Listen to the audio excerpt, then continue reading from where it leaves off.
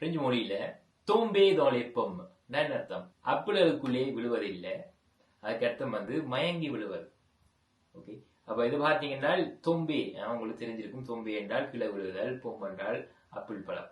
Okay, ஆனால் அந்த எழுத்துக்கள் நாங்கள் மொழிபெயர்த்தோம் என்றால் ஒரு அர்த்தம், ஆனால் அதனுடைய அந்த வசனத்தின் உண்மையான அர்த்தம் வேறொன்றாக இருக்கும். ஓகே, இப்ப இந்த மாதிரி இருக்கிற சொற்றொடர்களை நாங்கள் பிரெஞ்சில் எக்ஸ்பிரஷன் இடியோமேட்டிக் என்று அழைப்பது.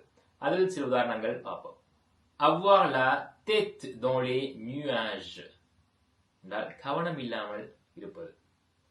avoir la tête dans les nuages. donner un coup de main என்றால் உதவி செய்வது. donner un coup de main. raconter des salades பொய் சொல்வது அல்லாட்டி ஒரு ஆளை ஏமாற்றுவது.